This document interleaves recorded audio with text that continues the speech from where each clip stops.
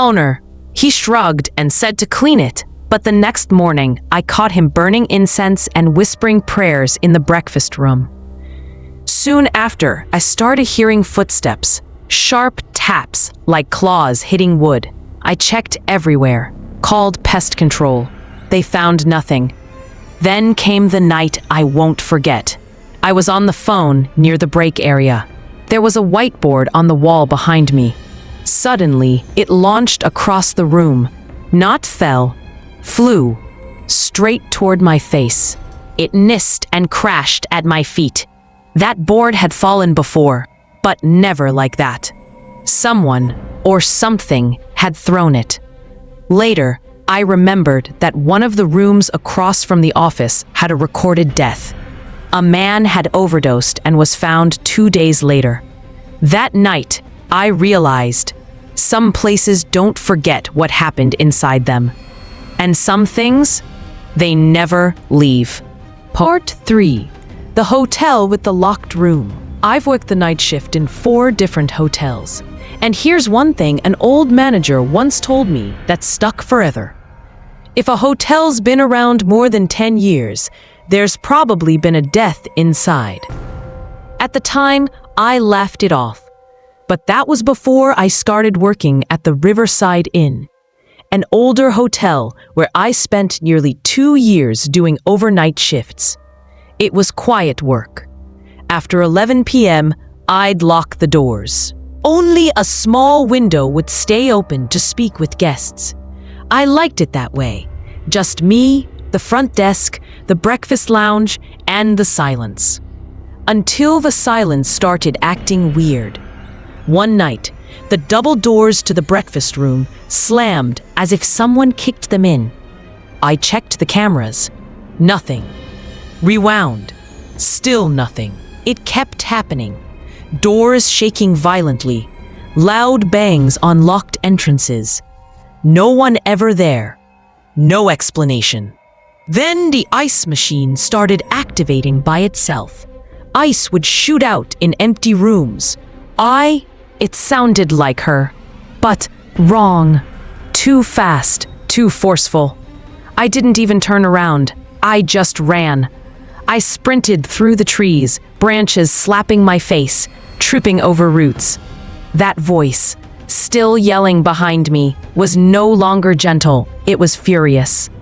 When I burst out of the woods and into our backyard, my mom was standing there, calm, confused, exactly where she always waited. And just like that, the other voice stopped. I asked her, "Did you come into the woods?" She shook her head. "No." "Why? Did you hear anyone yelling my name?" "No." I told her everything. She smiled and said I'd imagined it. "Too much time in the woods," she said. "But I know what I heard. That thing wasn't her." Part 2. The Voice in the Woods. This happened in 2006, back when I was a kid living in a small town in rural Ohio. My name's Eli. Behind our house was a deep, wild forest that I loved exploring. My favorite spot was this massive old tree right in the center. I'd climb it halfway and sit on a thick branch for hours, just listening to the wind in the leaves. One fall evening, just before sunset, I went to the tree again. I watched the sky turn orange and pink, then started climbing down. That's when I heard it, my mom's voice. "Eli, come back." At first, I didn't think anything of it, but then I realized the voice was coming from inside the woods. My mom never stepped into the forest, ever. I paused. Then I heard it again. The exact same voice, but this time it came from behind me, back toward the house. 2 voices. Both sounded like Mom. One calm, one angry. The voice in the woods suddenly shouted, "Get over here, now!" I saw it. A figure, tall, freakishly thin and pure white. Its eyes glowed like blood. It stood silently, watching. Then, Out of nowhere, 3 more emerged from the shadows. They grabbed the deer carcass and dragged it into the woods. But one just stood there, watching us, breathing hard. Then it stepped forward. Screamed. We ran. We tore through the bushes and sprinted back to the car. I shouted for Derek to drive. Just as he hit the gas, one of the creatures darted out and slammed into the front bumper, denting it, but not even flinching itself.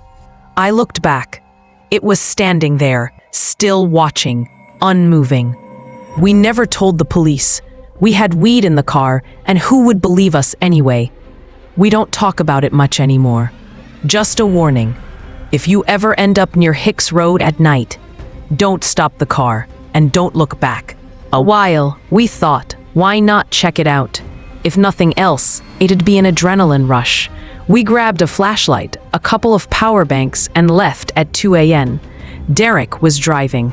We made jokes, played loud music, and followed the location from that viral video. As we got deeper into the hills, everything changed. The air turned cold, our phones lost signal, and the world around us went dead silent.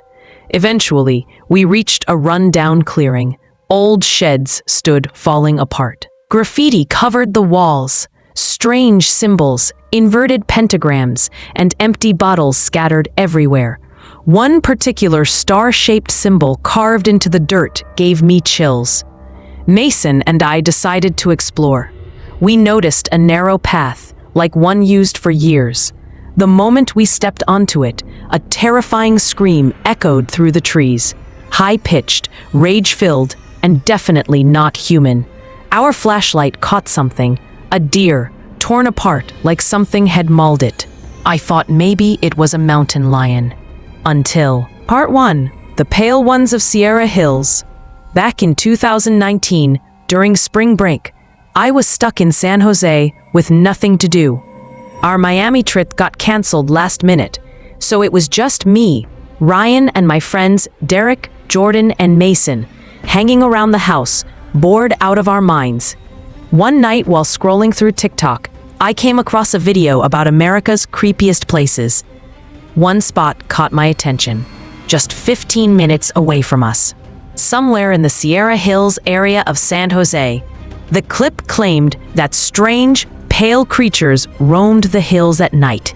Chalk white skin, blood-red eyes, and bodies that didn't seem fully human. Locals called them the Pale Ones. There were reports of weird screams, missing people, and sightings of strange figures lurking near Hicks Road. I thought it was an urban legend, maybe a drug camp or some satanic group. But curiosity got the better of me.